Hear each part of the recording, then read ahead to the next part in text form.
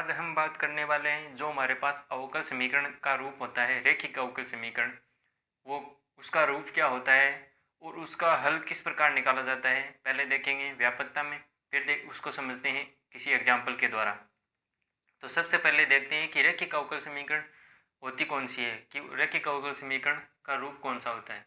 तो रैखिक अवकल समीकरण का रूप होता है हमारे पास रैखिक अवकल समीकरण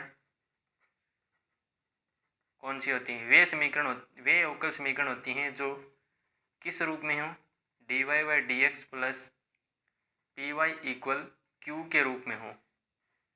dy by D X plus P Y equal Q के रूप में हो, वे कौन सी समीकरण कहलाती हैं, रैखिक अवकल समीकरण कहलाती हैं। तो यहाँ पर क्या ज्ञात किया जाता है, एक इंटीग्रेशन फैक्टर ज्ञात किया जाता है।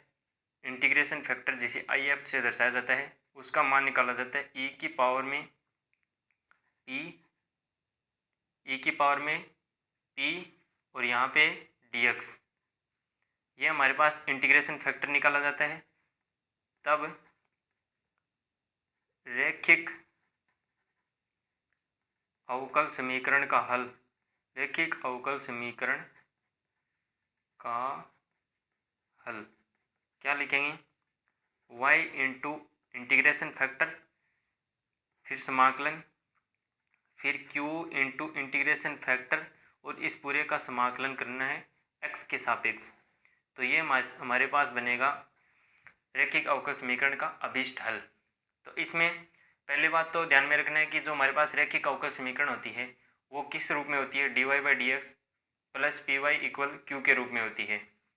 फिर इंटीग्रेशन फैक्टर निकालते हैं ई की पावर में p dx से। फिर रैखिक अवकल समीकरण का हल जो हमारे पास निकलेगा y क्रॉस इंटीग्रेशन फैक्टर बराबर q इंटू इंटीग्रेशन फैक्टर, और x के सापेक्ष क्या करना है, समाकलन करना है। अब रैखिक अवकल समीकरण का एक रूप तो ये होता है। अब दूसरा रूप यह होता है कि जब इसका उल्टा हो जाए, क्या कि T X upon D Y plus P X equal Q हो, यह अगर हमारे पास रैखिक अवकल समीकरण का रूप बन जाए, तब इसका क्या होगा, इंटीग्रेशन फैक्टर कैसे निकलेगा। तो इसका इंटीग्रेशन फैक्टर निकलेगा ई की पावर में, जहाँ एक्स था वहाँ क्या आ जाएगा, वाई आ जाएगा। यहाँ वाई के सापेक्ष अवकलन हो जाएगा, समाकलन हो जाएगा। फिर जो हमारे पास हल बनेगा वो क्या बनेगा, x इंटू इंटीग्रेशन फैक्टर बराबर समाकलन q इंटू आई एफ, और समाकलन होगा यहाँ y के सापेक्ष। तो ये हमारे पास बनेगा अभीष्ट जो अवकल समीकरण है। अगर इस फॉर्म में होगी, इस रूप में होगी, तब तो ये निकलेगा, और इस रूप में होगी तब ये निकलेगा।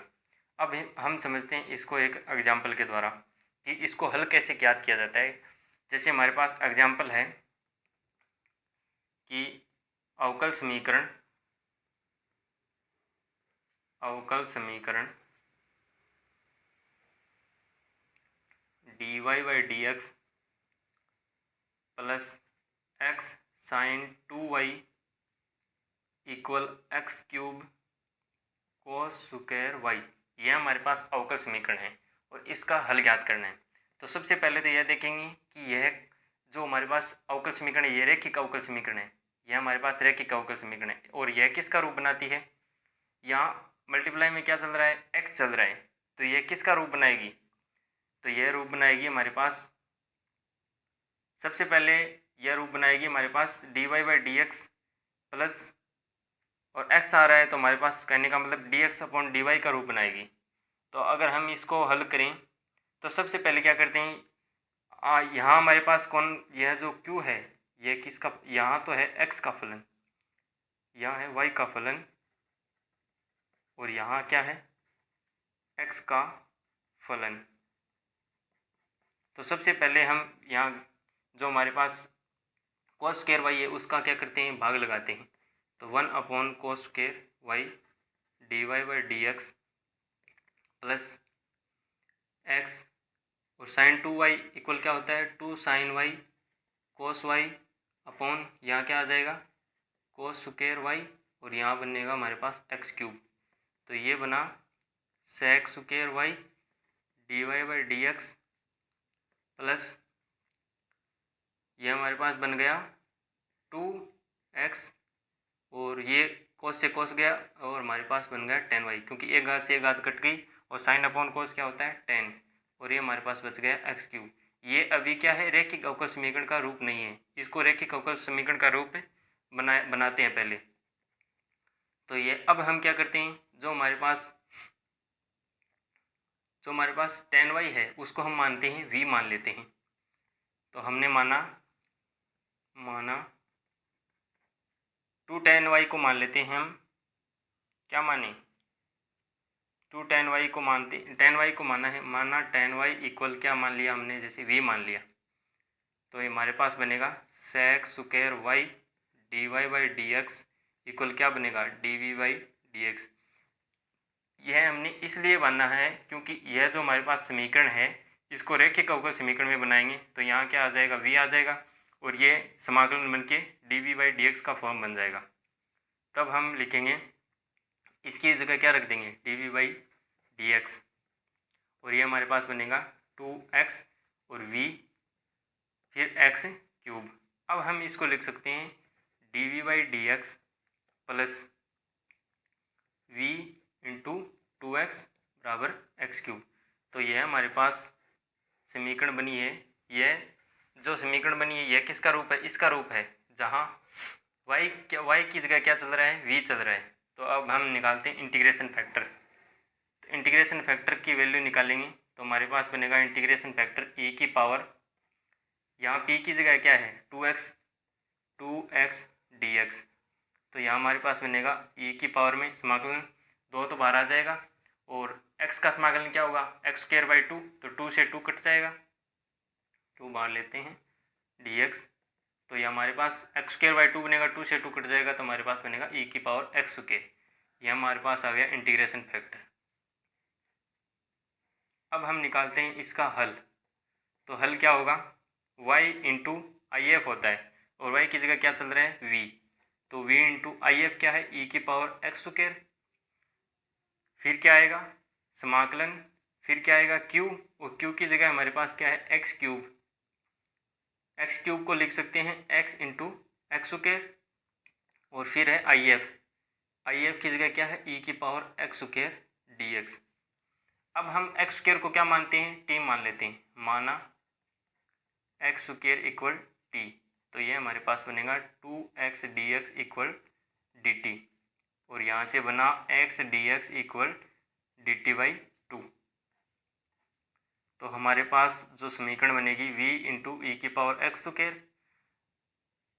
x dx की जगह, इस x dx की जगह क्या रख देंगे dt/2, तो 1/2 तो आ जाएगा बाहर, x² की जगह हमने माना था t, e की पावर t dt बनेगा हमारे पास।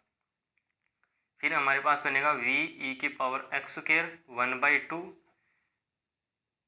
t e की पावर t, तो t e की पावर t को e की power t dot t dt और इसका समाकलन क्या होता है v e की पावर x², इसका समाकलन होता है t e की पावर t माइनस e की पावर t, यह होता है इसका समाकलन, प्लस जो हमारे पास नियतांक होता है वह c लिख दिया। अब वैल्यू पुट करते हैं, t की वैल्यू पुट कर देते हैं और v की वैल्यू पुट कर देते थे। तो v की वैल्यू मानी थी हमने tan y, तो e की power x² tan y equal 1/2, e की पावर t को बाहर निकाल लेते हैं और t का वैल्यू रख देते हैं x²। तो यहाँ हमारे पास बनेगा x² माइनस 1 प्लस c। अब e की पावर x² का क्या लगा देते हैं भाग, तो यह हमारे पास बनेगा tan y 1/2 x² minus 1 c e की पावर माइनस x² आ जाएगा, क्योंकि भाग में आएगा तो ऊपर जाएगी घात क्या हो जाएगी माइनस। तो यह हमारे पास आ जाएगा फाइनली इसका अवकल समीकरण का हल। तो यह थे हमारे पास रैखिक अवकल समीकरण का हल। तो सबसे पहले तो हम रैखिक दिए गए समीकरण को किस रूप में बनाते हैं, रैखिक अवकल समीकरण में बनाया हमने। रैखिक अवकल समीकरण में बनाने के लिए जो आगे वाला पद दे रखा है उसको एक ही चर में बदलते हैं। तो यहाँ 2 चर है तो इसको एक चर में बदलने के लिए cos² y का पूरे समीकरण में क्या लगा दिया भाग लगा दिया। फिर यहाँ tan y को मान लिया v, क्योंकि हम ये रैखिक अवकल समीकरण बनाना है। तो ये हमारे पास इस समीकरण का रूप बन गया। फिर हमने इंटीग्रेशन फैक्टर निकाल लिया और फिर इस सूत्र की सहायता से हमने यहाँ वैल्यू पुट कर दी, और वैल्यू पुट करने के बाद जो हमारे पास समीकरण प्राप्त हुई वो हमारे पास tan y equal 1/2 x² - 1 plus e⁻⁻x² into c, ये हमारे पास आ जाएगा, फाइनली रिजल्ट आ जाएगा। तो ये था रैखिक अवकल समीकरण के दो रूप होते हैं और किस प्रकार इसको हल किया जाता है और किस प्रकार इंटीग्रेशन फैक्टर निकाला जाता है। अगर वीडियो पसंद आई हो तो लाइक शेयर सब्सक्राइब करना ना भूलें। अगले वीडियो में मिलते हैं, तब तक के लिए जय हिंद, वंदे मातरम।